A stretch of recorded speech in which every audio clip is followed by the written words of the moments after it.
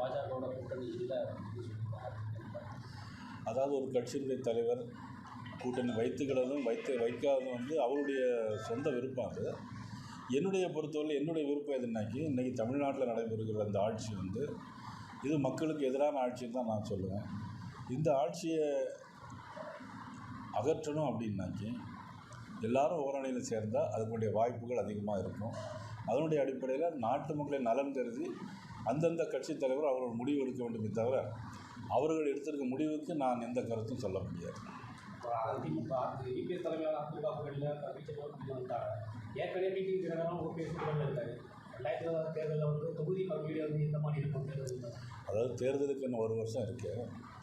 அதனால் வந்து இப்போவே எல்லாத்தையும் சொல்லிட முடியாது. கூட்டணியில் இருக்கிறது மட்டும்தான் நம்ம சொல்ல முடியும். அது ஒரு பேச்சுவார்த்தை நடக்கும்போது யார் யாருக்கு எந்தெந்த தொகுதி எத்தனை சீட்டு அப்படிங்கிறத அந்த தேர்தல் கூட்டணி ஆரம்பித்தவங்க நம்ம சொல்லிடணும்.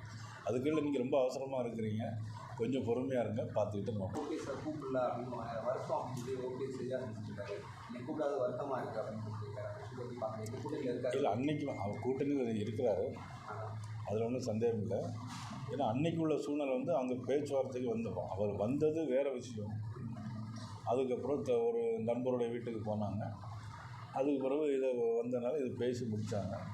அதனால் ஏற்கனவே இருக்கிறார்கள், அதனால் அவங்கள கூட்டணியில் நம்ம பேசுகிற அவசியம் இல்லை. இருவருமே கூட்டணியில் இருக்காங்க. இபிஎஸ் இருக்காங்க, ஓபிஎஸ் இருக்கிறாங்க.